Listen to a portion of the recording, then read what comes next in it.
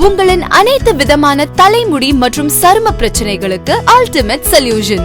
We Care Hair and Skin Clinic 90942 8888.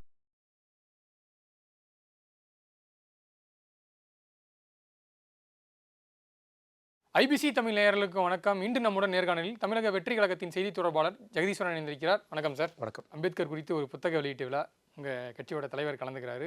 அது ஒரு பெரிய பேசுபொருளாக இருக்குது. இப்போது விடுதலை சிறுத்தைகள் கட்சியின் தலைவர் திருமாவளவன் அவர்கள் அதை விளக்கி எதனால் அவர் கலந்துக்கலன்னு சொல்லிட்டு ஒரு அறிக்கையை வெளியிட்டிருக்காரு.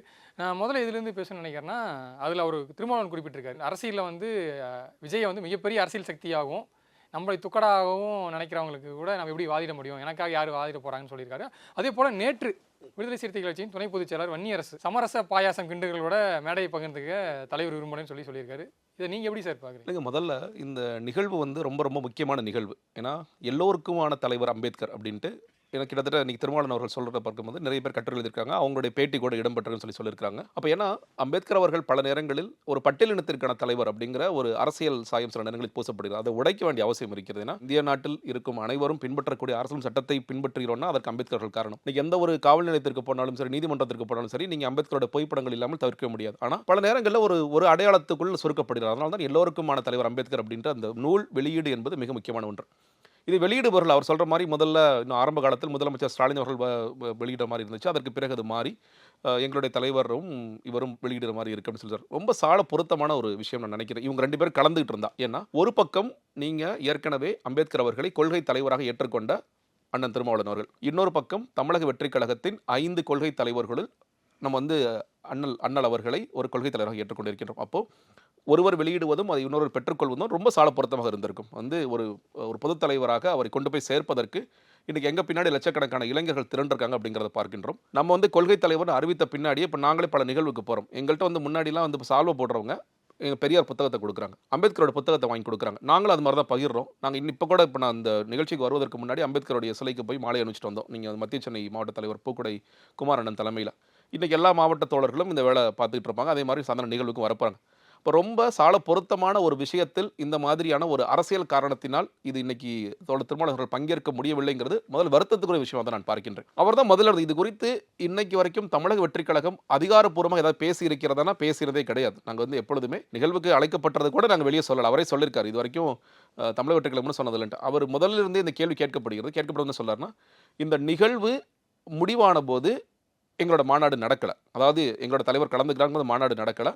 இந்த மாநாட்டில் தான் ஒரு பொலிட்டிக்கல் பாம்னு அவர் சொல்கிறார். அதில் மிக குறிப்பாக நாங்கள் சொல்ல வந்தது, தேர்தல் அரசியலில் தமிழக வெற்றி கழகத்தின் நிலைப்பாடு என்பது நாங்கள் 234 தொகுதியிலும் இருக்கக்கூடிய அளவில் நாங்கள் வளர்ந்திருப்போம், சிங்கிள் மெஜாரிட்டியாக வருவோம். அதே நேரத்தில் எங்களை யாரும் நோக்கி வந்தால் அவர்களை நாங்கள் அரவணைத்து செல்வோம். ஸோ முதன்மை கேள்வி என்பது பிரைமரி ஃபோர்ஸாக நீங்கள் எலக்ட்ரல் பாலிடிக்ஸில் ஆமாம் பிரைமரி ஃபோர்ஸ் இல்லை சபார்டினேட் ஃபோர்ஸாக இல்லை பிரைமரி ஃபோர்ஸ் தான். சரிங்க, உங்க கூட கூட்டணிக்கு யாராவது வர்றாங்க, அது எப்போ அரசியல் சூழல் என்பது மாறும்போது. நான் மறுபடியும் சொல்ல நிறைய பேர் கேட்குறாங்க, இப்போயே வரல இல்லைங்க. 2026 இந்த கூட்டணி எல்லாம் ஃபிக்ஸ் ஆகும்போது தான் இது நடக்கும். அந்த அரசியல் சூழல் என்பது முதல் மாநாட்டில் சொன்ன மாதிரி தான் நாங்கள் தான் லீட் பண்ணுவோம். ஏன் அந்த அரசியல் சூழல் 2 விஷயம் சொல்கிறேன். ஒன்று, அரசியல் சூழல் மாறும் என்பது நாங்கள் இன்னைக்கு ஒரு சக்தியாக இருக்கும், முதன்மை சக்தியாக மாறுவதற்கு நாங்கள் தொடர்ச்சியாக களமாடணும். தலைவர் என்ன சொல்கிறாரு, நாங்கள் தினம் இந்த அரசியலில் நாங்கள் இருக்க போகின்றோம், தொடர்ச்சியாக மக்களுக்காக களமாட போகின்றோம்ங்கிறது ஒன்று. இன்னொன்று, இன்னைக்கு திமுக செய்கிற தவறுகளை ஒவ்வொரு நாள் எக்ஸ்போஸ் ஆகிட்டே இருக்குது. இன்னைக்கு பேச மறுத்த ஊடகங்கள் கூட வேறு வழி இல்லாமல் இன்று பேசக்கூடிய இடத்திற்கு தள்ளப்படுகிறாங்க. இங்கே மழை வெள்ள பிரச்சனைலாம் பார்க்கிறோம், விழுப்புரத்தில் பார்க்கிறோம், திருவண்ணாமலை பார்க்கிறோம், இறந்து போனவர்களை பார்க்கின்றோம். இந்த சாத்தனூர் அணை, இன்னைக்கு செம்பரம்பாக்கம் அணை குறித்து நம்மளாம் பேசிட்டு இருந்தோம். இன்னைக்கு சாத்தனூர் அணை ஏன் திறக்கப்பட்டது அப்படிங்கிறத பார்க்கின்றோம். முன்னெச்சரிக்கை நடவடிக்கை என்னென்ன தெரியாத ஒரு அரசு ஒன்று இருந்துகிட்டு இருக்கு அப்படிங்கிறத பார்க்கின்றோம். ஒரு பக்கம் மக்கள் கஷ்டப்பட்டு இருக்காங்க, இந்த பக்கம் உதயநிதி உதய விழான்னு சொல்லி அவங்க காமெடி பண்ணிட்டு இருக்கிறத பார்க்கிறோம். ஆனால் நீங்கள் இப்போ சொல்கிறீங்க நிறைய விஷயங்கள். ஆனால் இது குறித்து விஜய் மீதும் ஒரு விமர்சனத்தை வச்சாங்கல்ல. எப்படி இவர் மாநாட்டு நடத்துறதுக்கு இடம் கொடுத்தவங்களுக்கு வீட்டில் கூப்பிட்டு விருந்து போட்டார். சரி, அதை கூட ஏற்றுக்காச்சு. இப்போ மழையால் பாதிக்கப்பட்டிருக்காங்க, அவங்க இடத்துக்கே போயிட்டு நிவாரணம் கொடுத்துட்டு வந்துருக்கணும். ஸோ அங்கே திருவள்ளூர்லேருந்து டிபி சத்திரத்துலேருந்து இங்கே பேருந்தை வச்சு அழைச்சிட்டு வர ட்ராவல் டைமே கிட்டத்தட்ட 1 hour. எதுக்கு வயசானவங்களையும் முதியோர்களையும் கூப்பிட்டு இங்கே கொடுக்குறதுக்கு உங்கள் இயக்க தோழர்களை வச்சு நீங்கள் சொல்கிறீங்களா, நீங்கள் நிறைய பேட்டியில் சொல்லியிருந்தீங்க இயக்க தோழர்களை வச்சு அங்கங்கே பண்ணிட்டு இருக்காங்க, அந்த மாதிரி பண்ணியிருக்கலாம். இல்லை நீங்கள் இங்கே கூப்பிட்டு கொடுத்துருக்கீங்கன்னா அந்த ஃபோட்டோஸ் எதுக்கு நீங்கள் வெளியிடணும், அதையும் வெளியிட்டீங்க. நீங்கள் அங்கே போக முடியல, இங்கே கூப்பிட்டு கொடுக்குறீங்க, ஆனால் உதயநிதியோ முதல்வரோ நீங்கள் போய் களத்துக்கு போய் அங்கே நேரடியாக வந்து அந்த பாதிப்பு இடத்தெல்லாம் பார்த்துட்டு இருக்காங்க. நீங்கள் அது மேலேயும் வந்து இப்போது இந்த சோஷியல் மீடியாவில் வந்து விமர்சனத்தை முன் வச்சுட்டு வரீங்க. நீங்கள் எப்படி பேசலாம்னு சொல்லி சொல்கிறாங்க. ரொம்ப நியாயமான கேள்வி. நீங்கள் முதலமைச்சரும் துணை முதலமைச்சரும் பாதிக்கப்பட்ட பிறகு நம்ம என்னென்னா ஒரு அரசாங்கத்திட்ட நம்ம எதிர்பார்க்கிறதுன்னு கேட்டிங்கன்னா இது நடக்காமல் எப்படி தடுக்கிறது அப்படிங்கிறதா. ஏன்னா ஒவ்வொரு சிலம் ஒரு பாடம் கற்றுக்கணும். இப்போ நீங்கள் இப்போ போன வருஷம் தூத்துக்குடி திருச்செந்தூர் கடுமையான மழை பெய்தது, கிட்டத்தட்ட கோயிலே மூழ்கிற அளவுக்கு இருந்தது. நம்ம என்ன சொன்னோம், வரலாறு காணாத மழை, இது மாதிரி நாங்கள் மழை பார்த்ததே இல்லை. ஓகே, அதற்கு முன்னாடி ஒக்கிய புயல் இருந்தது, வரலாறு காணாத ஒரு புயல். வருதா, வரலாறு காணாத புயல். கஜா, வரலாறு காணாத புயல். இந்த வருஷம் வந்து ஊத்தங்கரை, திருப்பத்தூர், நீங்கள் திருவண்ணாமலை, விழுப்புரம், வரலாறு காணாத மழை. எவ்வளவு காலத்திற்கு இந்த வரலாறு காணாத விஷயத்தை நம்ம சொல்லிட்டே இருக்க போகிறோம்? 2015 வெள்ளம் வந்தது, வரலாறு காணாத வெள்ளம். இப்படியே நம்ம ஒவ்வொரு காலம் சொல்லிட்டே இருக்க போகிறோம். ஏன்னா அது முன்னாடி காலத்தில் அதிமுக காலத்திலும் சரி திமுக காலத்திலும் சரி காலம் காலமாக நம்ம பேசிகிட்டே இருக்கிறோமே தவிர அது நடப்பதே கிடையாது. இது ஏன் நடக்கணும்னா, ஓகே நம்ம தயார் நிலையில் இருக்கோம், நம்ம வடகிழக்கு பருவமழைக்கு தயார் நிலையில் இருப்பது கிடையாது. ஒவ்வொரு 3 மாதத்திற்கு ஒரு முறை நம்ம தயார் நிலையில் இருக்கிறோமா அப்படி நீங்கள் பேசுனீங்கன்னா ஓகேங்க. ஒரு கடுமையான வெள்ளம் வருது, இப்போ விழுப்புரத்தில் திடீர்னு ஒரு மேக வெடிப்பு நடக்குது, நம்ம தயார் நிலையில் இருக்கோமா? இல்லைங்க. அப்போ அதற்கு நம்ம என்ன செய்ய வேண்டும்? ஏன்னா அதற்கு ஃபண்டு ஒதுக்குறாங்க. நீங்கள் இப்போ ஒன்றும் இல்லை, சுனாமி ஒன்று வந்ததுன்னா இன்னைக்கு எமர்ஜென்சி ரெஸ்பான்ஸ் சென்டர்ஸ் கூட வேலை செய்யாது அப்படிங்கிறத நிரசனமாக இருக்கிறது. அதற்கு வழங்கப்பட்ட உபகரணங்கள் பிரிக்கப்படாமல் இருக்கிறதுங்கிறத பார்க்கின்றோம். நீங்கள் திடீர்னு மரம் விழுகலாம் கஜா மாதிரி. அப்போ நீங்கள் மரம் இருக்கிற மிஷின் ஒவ்வொரு ஊர்லையும் எவ்வளோ வச்சுருக்கீங்கிற தேவை. சில நேரம் வெள்ளம் வரலாம், அப்போ ஒவ்வொரு ஊர்லையும் போட் ஏதாவது வச்சுருக்கீங்களான்னு பார்க்கணும். இப்போ பேரிடர் மீட்பு குழுங்கிறது ஒவ்வொரு ஊர்லையும் தன்னார்வலர்கள் குழுவோ இல்லை அரசாங்கத்தின் சார்பான குழுக்களோ இருக்கணுமா அப்படிங்கிறத முக்கியம். ஸோ இதுதான் நம்ம எதிர்பார்க்கிறது. இது நடக்காத காரணத்தினால் அவர்கள் வெள்ளம் வந்த பிறகோ அல்லது பேரிடர் நடந்த பிறகோ களத்திற்கு சென்று பார்க்கிறார்கள், அதை அவங்க பார்க்குறாங்க. நம்மள புதிய கட்சிகள் இன்னைக்கு இருக்கின்ற நிலைமையில் என்ன பண்ணுறோன்னு கேட்டிங்கன்னா, இல்லை எல்லா எதிர்கட்சிகளும் ஒரு பக்கம் இந்த அரசாங்கம் செய்ய தவறிய விஷயங்களை சுட்டிக்காட்டி அறிக்கைகளாக கொடுக்கின்றோம். ஒன்று, நம்மளால் முடிந்த உதவிகளை எங்களோட தோழர்கள் மூலமாக செய்கின்றோம். இதில் நான் முன்னாடி சொன்ன மாதிரி டே 1ல இருந்தே, அது சென்னையாக இருக்கலாம், காஞ்சிபுரமாக இருக்கலாம், திருவள்ளூர் இருக்கலாம், நம்ம தோழர்கள் போகிறாங்க, கொடுத்துட்டு இருக்காங்க. அப்போ தலைவரும் தானும் போகணும்னு விருப்பப்பட்டார். அந்த நேரத்தில் என்னென்னா 2 விஷயம் சொல்லப்படும். ஒன்று, நீங்கள் இதற்கு முன்னாடி நடந்த சம்பவங்கள், கள்ளக்குறிச்சிக்கு இன்னும் சொல்லப்படும் நாங்களாம் தடுத்தோம், இல்லை நாங்கள் போவேன்னு சொல்லி அவர் போனார். அந்த மருத்துவமனை வளாகத்திலிருந்து மருத்துவமனை வாசல் கிட்டத்தட்ட ஒரு 200 மீட்டர் இருக்குன்னு நினைக்கிறேன், அதுக்குள்ளே போக முடியல, பயங்கர தள்ளுமுள்ளு. விஜயகாந்த் அவருடைய இறந்து போன நிகழ்விற்கு ரொம்ப லேட் நைட்டாக வராரு, ஏன்னா பெருசாக கூட்டம் வந்துடும் சொல்லிட்டு. அந்த இடத்தில் நீங்கள் பார்த்துருக்கலாம், ஒருத்தர் கண்ணத்தை பிச்சுக்கிட்டே இருக்கிறார். அவர் வந்து ஃபோட்டோ எடுக்கிறாங்க, விசில் அடிக்கிறாங்க. அது ஒரு ஒரு ஒரு துன்பியல் நிகழ்வு அங்கே இருக்குது. நம்ம அது மாதிரி ஒரு இறப்பு நிகழ்வுக்கு ஒருத்தர் வந்திருக்காரு, அந்த மரியாதை கூட இல்லாமல் அந்த இடம் மாறிடுது, அந்த ரசிகர்களாக டக்குன்னு மாறிடுறாங்க. இல்லை ஒன்று கேட்குறேன் சார், இதையே காரணம் காட்டி எவ்வளோ நாளைக்கு ஒத்துக்கிறேன். போய் தான் ஆகணும். இது பக்குவப்பட வேண்டிய அவசியம் 2 பக்கமே இருக்கு. நான் சொல்கிறேன், எங்களை சேர்த்து தான் சொல்கிறேன். நாங்கள் வந்து நிச்சயமாக களத்திற்கு போக வேண்டும். அதனால தான் நீங்கள் மாநாட்டிற்கு முன்னாடி கூட 3 கடிதங்கள் எழுதினார், நம்ம அரசியல் மயப்பட வேண்டிய அவசியம் இருக்கிறது. இப்போ இந்த இடத்திற்கு நம்ம இப்போ டிபி சத்திர இடத்திற்கே போகிறோன்னா, பாதிக்கப்பட்ட மக்களுக்கு நம்ம நிவாரணம் கொடுப்பது ஒன்று. நீங்கள் பாதிக்கப்படாத வேறு சிலரும் அங்கே வரலாம். ஒரு ரசிகர் மனப்பான்மைங்கிறது இப்போ எங்களோட தோழர்களாக கூட இருக்கின்ற அவசியம். ரசிகராக இருந்து அந்த இடத்தில் நம்ம ஒரு பெரிய கூட்டம் சேரலாம் அப்படிங்கிற ஒரே ஒரு காரணத்திற்காக தான் இது தவிர்க்கப்பட்டது. இதற்கு பின்னாடி இப்படி நடக்காது. ஏன்னா இதிலிருந்து நாங்கள் கற்றுக்கொண்ட விஷயம் என்னன்னு கேட்டிங்கன்னா, நம்ம இந்த மாதிரி அழைத்து கூப்பிடும் போது நம்ம ஜென்யூனாக நம்ம இந்த இடத்தில் முக்கியம் என்பது நிவாரணத்தை நம்ம கொண்டு போய் சேர்த்தோமா இல்லையா பாதிக்கப்பட்ட தரப்புக்கு, அதை நம்ம கரெக்டாக செஞ்சிட்டோம். அது நம்ம இங்கே அழைத்து கொடுப்பதுங்கிறது விமர்சனங்களை எழுப்புகிறது. நிவாரணத்தை தாண்டி நீங்கள் நேரடி போய் போனால் தான் எந்த அளவுக்கு சேதம் அடைஞ்சிருக்கு, எந்த அளவுக்கு பாதிப்பு அடைஞ்சிருக்குன்ட்டு அவர் நேரடியாக வந்து எக்ஸ்போஸ் பண்ணுவார். நிச்சயமா இங்கே நம்ம உட்காந்துருந்துட்டு நம்ம கட்சி நிர்வாகிகள் சொல்கிறாங்க, அந்த பகுதி சேர்ந்த சொல்கிறாங்கன்ட்டு அதை நம்ம காதில் வாங்கி அதை நம்ம ஒரு அறிக்கையாக வந்து ரெடி பண்ணி விடுறது வந்து உண்மைதான். நீங்கள் அந்த நேரடி நீங்கள் ஓட்டு கேட்டு இல்லை போனாலும் கண்டிப்பாக தான் செய்யும். இல்லைங்க, நீங்கள் இல்லை நீங்கள் என்னன்னா இதையும் அதை நம்ம போட்டு, ஏன்னா இப்போ பலரும் என்ன எடுத்துக்கிட்டா நிவாரணம் கொடுக்குறதே வந்து நாளைக்கு ஓட்டு கேட்டு வர்றதுக்காகத்தான் அப்படிங்கிற ஒரு ஆங்கிள் போயிடுது. இல்லை, அதற்காக நம்ம கொடுக்கல. நம்ம வந்து ரொம்ப தெளிவாக இந்த மக்களுக்கு உதவிகள் கொண்டு போய் சேர்க்கணும். நாளைக்கு ஓட்டு கேட்க மட்டும் இல்லைங்க, நாளைக்கு சுற்றுப்பயணம் அவர் போகிறார். நீங்கள் ஓட்டெல்லாம் நீங்கள் 2026 வச்சுக்கோங்க.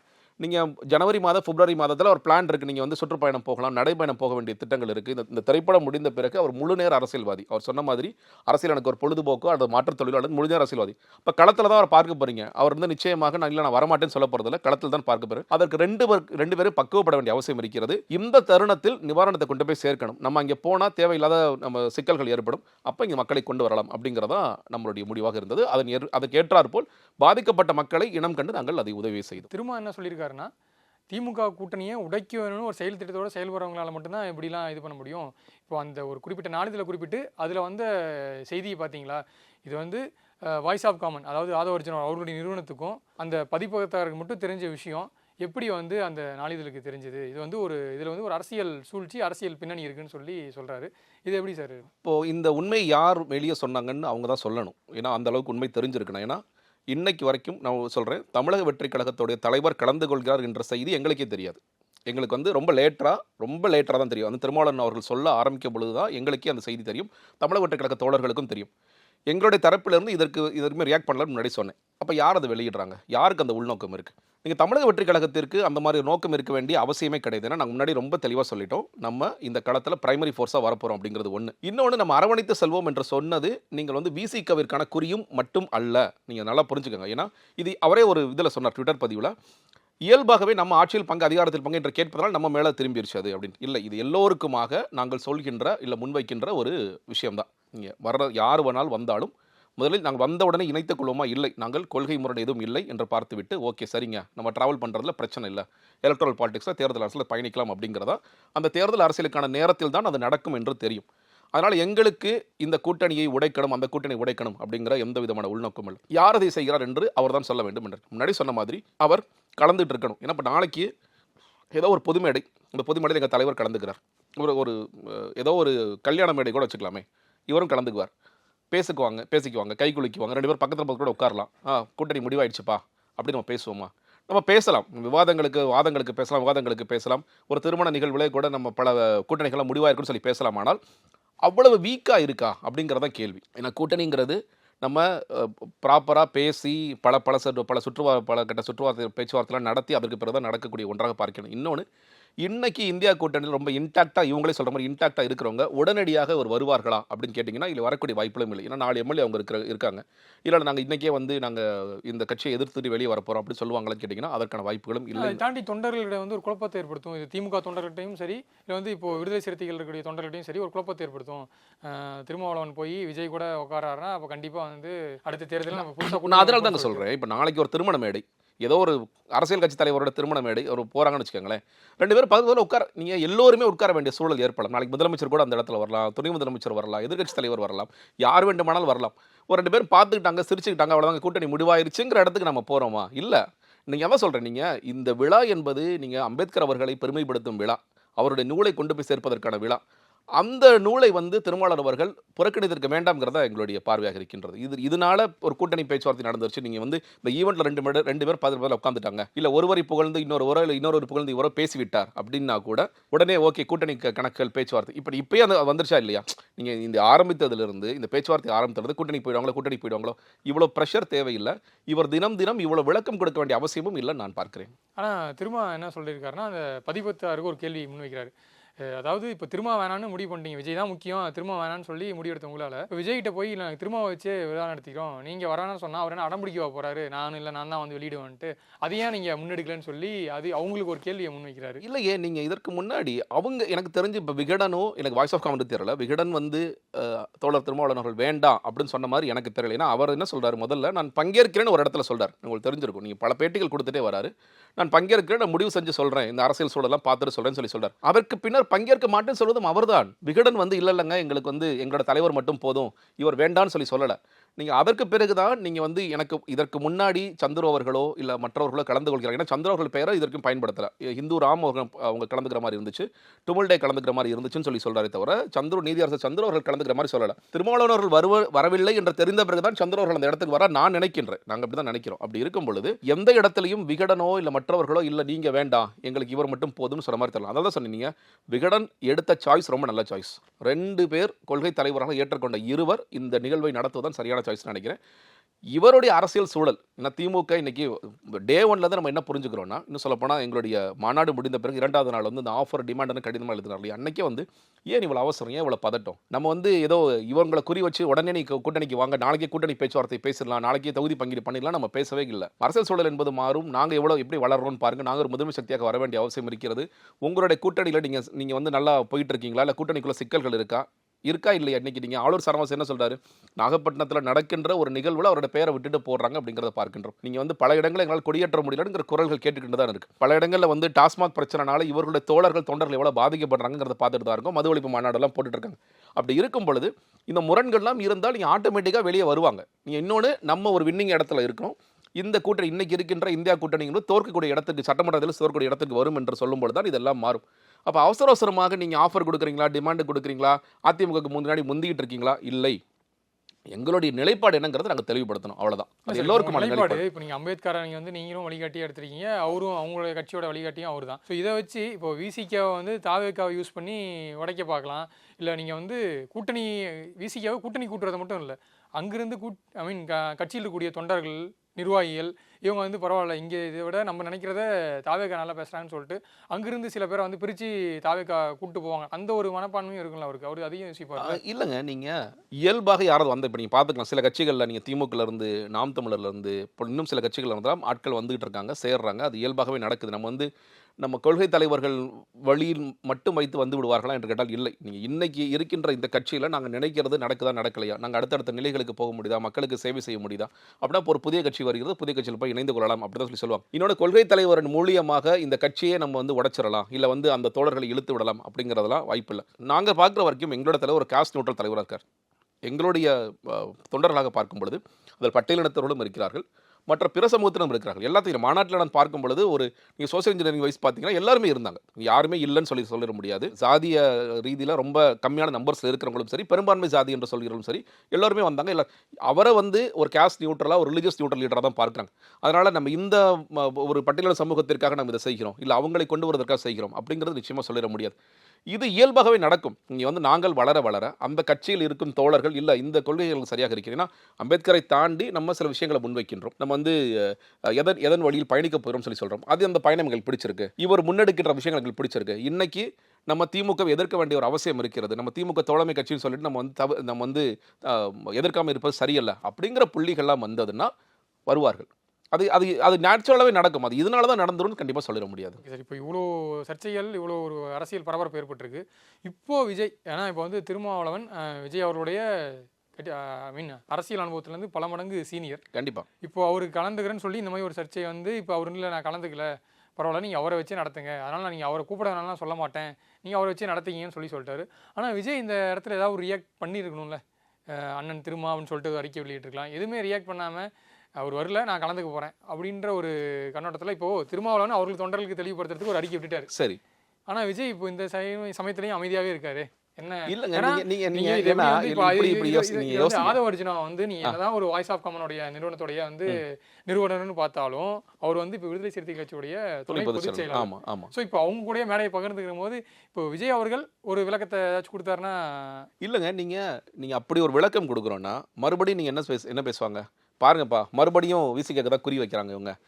திருமாவளவன் அவர்கள் விலகி போறாரு பிடிச்சி கையை பிடிச்சி இழுக்கிறாங்க. அதுதான் சொல்கிறேன். இல்லை, நீங்கள் இந்த மேடை என்பது கூட்டணி பேச்சுவார்த்தைக்கான மேடை அல்ல, அரசியல் மேடையும் கிடையாது. அரசியல் மேடையாக மாறலாம், அரசியல் மேடையாக நீங்கள் சொல்கிற மாதிரி இது வந்து அரசியல் பேசப்படலாம், அது வேறு விஷயம். ஆனால் இது கூட்டணிக்கான மேடை அல்ல. இப்போ இன்றைக்கி நம்ம சொல்கிறேன் இல்லையா, இன்றைக்கி திருமாவளவன் அவர்கள் வந்திருந்தாலும் சரி, எங்களோட தலைவர் அது வெளியிட்டு அவங்க பெற்றிருந்தாலும் சரி, இது இன்னைக்கு வந்து கூட்டணி முடிவாயிருச்சுங்க, அவ்வளோதாங்க ஃபிக்ஸுடுங்க அப்படிங்கிறதோ, இல்லை இது தொடர்ச்சியாக பல கட்ட பேச்சுவார்த்தை நடக்க போகுதுங்கிறது நடந்திருக்கக்கூடிய வாய்ப்புகள் இல்லை. இந்த பயமும் பதட்டமும் எங்கிருந்து வருகிறதுனா, திமுகவிலிருந்து பெரிய அழுத்தத்தில் எல்லா கட்சியிலுமே இருக்கிறார்கள் பார்க்கிறேன். ஏன்னா நம்ம நிறையா வந்து திருமாவளவன் பேசுகிறத மட்டும் ஃபோக்கஸ் பண்ணிகிட்டு இருக்கோம்.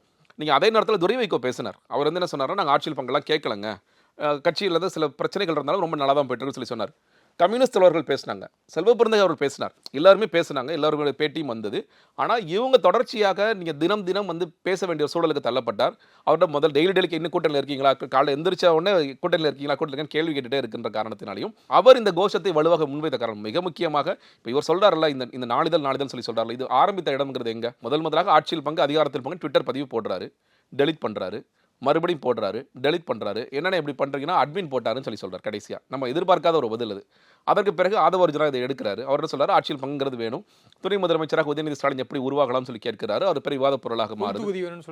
பொது உதவி கேட்கிறாரு, துணை முதலமைச்சர் குறித்தும் கேள்வி எழுப்புகிறார். அதற்கு பிறகு அது அடங்குது. மறுபடியும் நம்ம மாநாட்டில் நம்ம பேசிய பிறகு இயல்பாகவே அது அந்த பக்கம் போகுது. அதான் சொல்கிறேன். ஆனால் மற்ற எல்லோருமே பேசினார்கள். அந்த இந்தியா கூட்டணிக்குள்ளே இருக்கின்ற மற்ற எல்லா கட்சியிலும் என்ன சொன்னாங்க, இல்லை எங்களுக்கு வேண்டாங்க கையை தூக்குனாங்க. இவ்வளவு அவசரமாக நீங்கள் கையை தூக்க வேண்டிய அவசியம் என்னங்கிறதா கேள்வி. ஏன்னா நீங்கள் ஒன்று விட்டுட்டீங்க, ஆட்சியில் பங்குன்னு சொல்லி விஜய் அவர்கள் அறிவித்தோடனே அதுக்கு பாராட்டி ஆதவர்ஜுனா ஒரு ஆதவர்ஜுனா அவர் பாராட்டினாரு. நேற்று கூட அரசாங்கத்தை எதிர்த்து கடுமையான பல கேள்விகள்லாம் வைக்கின்றார். அவர் பாராட்டுகிறார், ஓகே தான், எங்களுக்கு புரியுது. ஆனால் நீங்கள் மற்ற தோழமை கட்சிகளாக இருக்கிறவர்கள் எல்லாருமே என்ன சொல்கிறாங்க, எங்களுக்கு வேண்டாம்.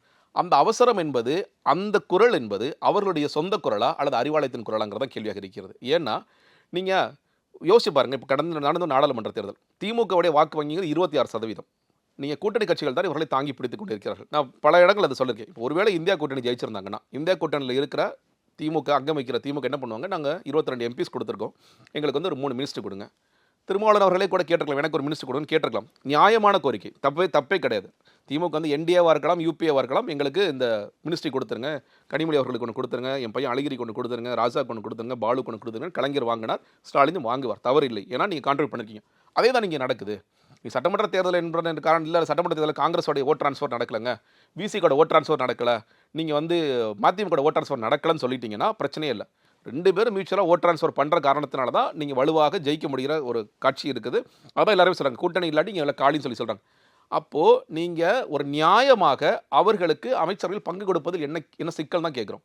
இது காலங்காலமாக இது பேசப்படாமல் இருக்கின்றது. திருமாவளவன் அதுக்கு சொல்லிட்டாரு, தமிழ்நாட்டில் அந்த மாதிரி ஒரு கூட்டணி ஆட்சிக்கு மக்கள் பக்குவப்படல, அவங்களை பக்குவப்படுத்திட்டு அதுக்கப்புறம் தான் இந்த வந்து என்ன மக்கள் வந்து போராடுவாங்களா? கூட்டணி ஆட்சி வேண்டும் வேண்டும் சொல்லிட்டு ஆஃபீஸ் வாசல்லையும் விசிக ஆஃபீஸ் வாசலையும் போராடுவாங்களா? மக்கள் எங்கே போராடணும்? நீங்களே கேட்க ரெடியா இல்லை. நீங்கள் சொல்கிறீங்க ஆட்சியில் பங்கு அதிகாரத்தில் பங்கு எங்களுடைய நோக்கம் சொல்லி சொல்கிறீங்க. எத்தனை வருடம் கழித்து, எவ்வளோ வருடம் அதற்காக சொல்வீங்க? இன்னொரு 50 வருடம் வச்சுக்கலாமா? வயசாயிடுமே எல்லாருக்குமே. இப்போ நீங்கள் இந்த காலத்தில் வேண்டும், இது இன்னைக்கு நீங்கள் ஒன்றும் இல்லை, ஓட் பர்சன்டேஜ் வச்சு பாருங்கள். நீங்கள் கடந்த 40 வருடங்களாக கூட்டணி கட்சிகள் கான்ட்ரிபியூட் பண்ணது, அது திமுக அவர்களும் அதிமுக கான்ட்ரிபியூட் பண்ணது என்ன? இப்போ நம்ம கான்ட்ரிபியூஷன் இல்லாட்டி, இப்போது நீங்கள் பல நேரங்களில் என்ன சொல்கிறாங்க, பாமகவும் திமுக வரக்கு முயற்சி பண்ணுறாங்க. ஆனால் முதலமைச்சர் என்ன சொல்கிறார், இல்லை வேண்டாம், ஏன்னா எனக்கு விசிக வேணும், விசிகோட வட மாவட்டத்தில் இருக்கின்ற வாக்கள் வேணும், சமூக ரீதியான வாக்கள் வேணும்னு சொல்லி சொல்கிறார். அதை அவரும் உணர்கிறார், திருமாவளவன் உணர்கிறார்ல. அவரே கூட்டணி விட்டு வெளியே போகணும்னு நினைக்கிறார். தேர்தல் கணக்கு, அரசியல் கணக்கு இருக்குல்ல. அப்போது நாங்கள் உங்களுக்கு மியூச்சுவலாக கான்ட்ரிபியூட் பண்ணுறோம். தனியாக நின்னா எங்களோட பெர்சன்டேஜ் கம்மி, நம்ம சேர்ந்து நிற்கும் போது அது மல்டிப்ளையராக மாறுதில்ல. அப்போ அதற்கு நீங்கள் என்ன செய்கிறீங்கன்னு ஒரு கேள்வி இருக்குல்ல. அந்த கேள்வியை வலுவாக வைங்க.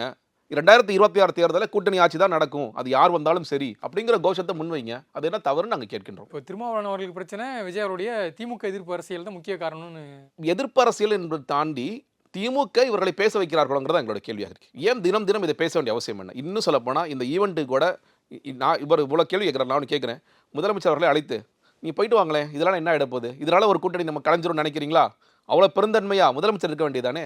இவ்வளோ கேள்விகள் அண்ணன் கேட்குறாங்கல்ல. நான் அண்ணனுக்கு ஒரு எதிர்கேள்வி கேட்கின்றேன். முதலமைச்சர் அவர்கள் பெருந்தன்மையுடன் திருமாவளவன் செல்வதால் இந்த கூட்டணியில் எந்த பங்கும் ஆகிவிடாது, இந்த கூட்டணி என்பது மிக உறுதித்தன்மையோடு இருக்கிறதுன்னு சொல்லிட்டாங்கன்னா இந்த பிரச்சனையுமே இல்லை. அவர்கள் சொல்லாத காரணத்தினால், இல்லை அவர்கள் உள்ளே கொடுக்கின்ற அழுத்தத்தின் காரணத்தினால் இவர் மறுபடி இதை பேச வேண்டிய சூழலுக்கு தள்ளப்படுகிறார் நான் பார்க்கின்றேன். சரி சார், மொத்தமாக ஓவராலாக ஒரு புறம் வந்து திருமாவளவன் அவர்கள் இந்த மாதிரி ஒரு அறிக்கை விடுறாரு, முதல் விட்டு அறிக்கையாலும் சரி, இப்போ இன்னைக்கு வெளியிட்டிருக்க அறிக்கையாலும் சரி. மற்றொரு புறம் அது கட்சியோடைய துணை பொதுச் செயலாளர்ன்ற முறை பொதுச் செயலாளர், ஆனால் வந்து இன்றைக்கி வந்து இந்த அவருடைய அந்த நிறுவனத்தின் சார்பில் வந்து அந்த விழாவை நடத்துகிறாரு ஆதவ அர்ஜுனா அவர்கள். மற்றொரு புறம் இன்னொரு துணை பொதுச் செயலாளர் வன்னியரசு, அவர் நேற்று ஒரு ட்வீட் போட்டிருந்தார், அதில் நீங்கள் பார்த்துருக்கலாம். கடுமையாக சாடியிருந்தார், இந்த மாதிரி சமரசா பாயாசம் கிண்டவங்க கூட வந்து எங்களால் மேலேயே பகிர்ந்துக்க முடியாது, ஸோ அதனால் நான் கலந்துக்கிறாரு. ஓவராலாக விடுதலை சிறுத்தைகள் கட்சியை பொறுத்த வரைக்கும் இப்போ என்ன சொல்கிறது, பாலிஷ்டாக பேசுகிற ஒரு தலைவர், ஒரு பக்கம் ஓப்பனாக அடிக்கிற ஒரு துணை பொதுச் செயலாளர், ஒவ்வொரு ஸ்டாண்ட் எடுத்து இப்போது தாவேக்காவை வந்து ஒரு மாதிரி ஹேண்டில் பண்ணுறாங்களா? இது எப்படி ஓவராலாக நீங்கள் பார்க்கல? இல்லைங்க, நீங்கள் ஒன்றுனா சொல்லுவோம். நம்ம இன்றைக்கி வன்னியரசு அண்ணன் எழுதியிருக்கிற அந்த சமரசம் பாயசம் நம்ம என்னென்னா, பல நேரங்களில் இந்த தேர்தல் அரசியலுக்கு வந்த பிறகு உறுதியான கொள்கை நிலைப்பாடுன்னு முதல்ல உங்களால் இருக்க முடியுதா? நீங்கள் ஒரு பக்கம் வந்து என்ன சொல்ல, கடவுள் குறித்து ஒரு பார்வை வைக்கிறீங்க, ஆனால் தேர்தல் அரசியல் என்று வந்துவிட்டால் வேறு வழி இல்லாமல் நீங்கள் சாமி கோயிலுக்கு போகிறீங்க, அந்த பூஜையெல்லாம் கலந்துக்க வேண்டிய ஒரு இக்கட்டான சூழலுக்கும் தள்ளப்படுறீங்க. நீங்கள் இந்த பக்கம் பயங்கரமாக கடுமையாக பாஜகவை எதிர்க்கிறீங்க, ஆர்எஸ்எஸ் எதிர்க்கிறீங்க. நீங்கள் கலைஞரோட நாணய வெளியீட்டு விழாவிற்கு ராஜ்நாத் சிங்கை கூட்டிகிட்டு வந்து அவரே இந்த இதில் கூட சொல்லியிருக்காரு, வெளியிட்டு அதனால் ஒரு கூட்டணி உருவாயிட முடியும்னு சொல்லி சொல்கிறார். அப்படி இருக்கும் பொழுது எங்க கூட்டணி கட்சியாக நாங்கள் உங்களை கேள்வி கேட்குறோம், எதுக்கு ராஜ்நாத் சிங் கூட்டிட்டு வரீங்க அப்படின்னு திமுக வழிவாக கேட்டிருக்கணும்ல. நம்மளோட கொள்கை எதிரி, நம்ம சித்தாந்த எதிரி. அது ஒரு அரசு விழா, அதனால எவ்வளோ காலம் நீங்கள் கேரளாலேருந்து அரசு விழா கொண்டாடுறாங்க, அவங்க ஆர்எஸ் எல்லாம் கூப்பிடுறது இல்லை. நீங்கள் இது தயவுசெய்து வந்து அரசு விழான்னு திமுக சொல்கிற மாதிரி சொல்லாதீங்க. இல்லை, திமுக வந்து சென்ட்ரல் கவர்மெண்ட் இதே மாதிரி விழா இங்கே நடந்தது, கேரளாலையும் நடந்தது. பினராயி விஜயன் ஒரு தலைவருக்கு நடத்தினார். அது அரசு விழாக்கு ராஜ்நாத் சிங் பாஜகவில் இருந்தால் அழைக்க வேண்டும்ங்கிற எந்த நிர்பந்தமும் கிடையாது. இது அவங்க மறுபடியும் கூட சொல்லிட்டு இருக்காங்க. நேற்று என்ன நடந்துச்சு, எல்முருகன் அவங்களோட வழக்கில் இல்லையா, நாங்கள் விட்டு கொடுக்குறோம், நீங்கள் எடுத்துக்கங்க. இது என்ன மாதிரியான டீலிங் நடந்துட்டு இருக்கு? பல பேரை வந்து பாஜக பி டீம் சொல்லி சொன்னாங்க. இன்னைக்கு பாஜகவோட பி டீமா திமுக செயல்படுதுன்னு நிச்சயமாக விசிகாவுக்கு தெரியும். அப்போ அந்த சமரச பாயாசம்ங்கிறது உங்கள் கூட்டணிக்குள்ள முதல்ல கையை காமிட்டு கேளுங்க, ஏங்க எதற்காக இந்த வழக்கு நீங்கள் வாபஸ் வாங்கினீங்க? இந்த வழக்கு இப்போ இதே வழக்கை ஒருவேளை அதிமுகவிற்கும் பாஜகவுக்கு இருந்தால் என்ன சொல்லியிருப்பீங்க? பாருங்க, நாங்கள் சொன்னோம்ல, அவங்க அடிமைப்பா, இவங்க கீழே தான்ப்பா அவங்க போவாங்கன்னு சொல்லியிருப்பீங்களா? ஆனால் திமுக அந்த வேலையை செய்யும் பொழுது நீங்கள் அப்படியே கனத்த மௌனத்தோடு இருக்கிறீர்கள். அது எப்படி சரியாகும்? இந்த சமரச பாயசம் கிண்டுவதெல்லாம் உங்கள் கூட்டணிக்குள்ளே நடந்து கொண்டிருக்கின்றது. அதில் முதல்ல கவனிங்க. உங்களுடைய தோழருடைய பெயரை விட்டுட்டு, உங்களுடைய சட்டமன்ற உறுப்பினருடைய பெயரை விட்டுட்டு ஒரு விழா நடத்துறாங்க. அதில் அந்த மேடையில் அவர் பதிய வைக்க வேண்டிய அவசியம் இருக்கிறது. பல இடங்களில் நீங்களே பதிவு செய்றீங்க. கொடியே ஏற்ற முடியல, இந்த நான் கூட்டணியில் இருந்து என்ன பிரயோஜனம் சொல்லி கேள்வி எழுப்புறீங்க. போராட்டத்துக்கு போறீங்க. வேங்க வயல் பிரச்சனைக்கு இன்னைக்கு வரைக்கும் தீர்வு கிடைக்கல. நீங்க போராட்டம்லாம் செஞ்சீங்க, ஆனால் என்ன தீர்வு கிடைச்சது? ஒண்ணுமே நடக்கலையா? இந்த சமரச பாயசத்தை முதலில் உங்கள் கட்சிக்குள்ளும் உங்கள் கூட்டணிக்குள்ளும் எழுப்புங்கள். அதுதான் நம்மளுடைய பதிலாக இருக்கின்றது. ஆதவ அர்ஜுனன் அவர்கள் வந்து தொடர்ச்சியா அவர் ஒரு மனப்பான்மையில் இருக்கிறார். இன்னும் சொல்ல போனா விசிகவோட தொண்டர்களின் குரலாகவும் இருக்கிறார். விசிக தொண்டர்கள் அதை ரொம்ப நியாயமான குரலாக பார்க்கிறாங்க. அவங்கள பொறுத்த வரைக்கும் நம்ம ஆட்சியில் பங்கு, அதிகாரத்தில் பங்கு என்ற கோஷத்தை நம்ம வைத்தால் மட்டும் பத்தாது, அதை பெற வேண்டும் அப்படிங்கிற ஒரு இடத்திற்கு அவங்க நகர்ந்து போறாங்க. அதனால அவர் மதிக்கிறாங்க. அல்டிமேட்டா பல பேர் சொல்ற மாதிரி திருமாவளவன் அவர்கள் எப்படி யோசிக்கிறார், எந்த திசையில் நகர வேண்டும் நினைக்கிறேன். ரெண்டு பேரும் ரெண்டு பக்கம் இழுத்துக்கிட்டு இருக்காங்க. அவருக்கு என்ன மனப்பான்மை இருக்கு, அது எப்படி ஓடுது, இல்ல இதனால கட்சிக்குள்ளேயே பல சிக்கல்கள் வந்து விடுமா அப்படிங்கிறதெல்லாம் அவர் யோசிக்க வேண்டிய இடத்துல இருக்கு. நிறைய சோசியல் மீடியால போடுறாங்கன்னா ஆதவ அர்ஜுனா இன்னும் கூடிய விரைவில் வந்து தாவேக்காவில் சேர்ந்தாலும் இப்போ ஆச்சரியப்படுறதுக்கு இல்லை. அவரு தமிழக வெற்றி கழகத்தில் ஒரு பொறுப்பு கேட்டுட்டு இருக்காரு. கிடைச்சோடனே வந்து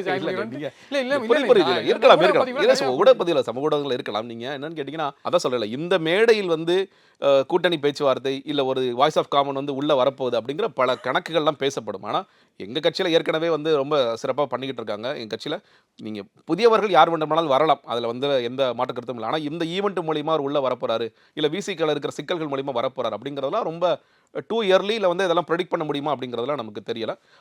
அவருக்கு ஒரு குரல் இருக்கிறது, ரொம்ப நியாயமான குரல் தான். இன்னும் சொல்ல போனால் கட்சியோட குரலாகத்தான் இது இருக்கின்றது. இந்த குரலை ஏன் ஏற்க முடியாத இடத்திற்கு அனைத்தருமா இருக்காங்கன்னு கேட்டிங்கன்னா முக்கியமான காரணம் திமுக அழுத்தம். அந்த அழுத்தத்திலிருந்து அவர் விடுபட வேண்டும் அப்படிங்கிறத நம்மளுடைய ஆசையும் இருக்கிறது. நான் வந்து இது தாவேக்கு நீங்கள் வாங்க அப்படிங்கிறது இல்லை. இந்த அழுத்தம் என்பது தொடர்ச்சியாக உங்களை கூட்டணின்னு பேசுகிறாங்களே தவிர உங்களுக்கு உரிய மரியாதையும் இங்கே கொடுக்கப்பட மாட்டேங்கிறது அப்படிங்கிறதா. நீங்கள் எங்கே நாங்கள் பொதுவாக மறுபடியும் நான் விசிக்கு சொல்கிறேன், எல்லா கட்சிகளுக்குமான அழைப்பு என்பது அதே அழைப்பு தான். யார் வந்தாலும் நாங்கள் அரவணைப்போடு கூட்டி செல்வோங்கிறதா. கண்டிப்பாக சார், பொறுத்திருந்தான் பார்க்க வேண்டும். இன்னைக்கு நடக்கிற விழாவில் வந்து அரசியல் பேச போகிறாங்களா, இல்லை நீங்கள் சொன்ன மாதிரி வாய்ஸ் ஆஃப் காமன் உள்ளார வருவாங்களா, இல்லை வந்து அது என்னன்ட்டு காலம் தான் பதில் சொல்லும். ஸோ கண்டிப்பாக நேரம் ஒதுக்கி நிறைய தகவலை பகிர்ந்துட்டீங்க. நேரத்திற்கு நன்றி. உங்களின் அனைத்து விதமான தலைமுடி மற்றும் சரும பிரச்சனைகளுக்கு ultimate solution. We Care Hair and Skin Clinic 90942 8888.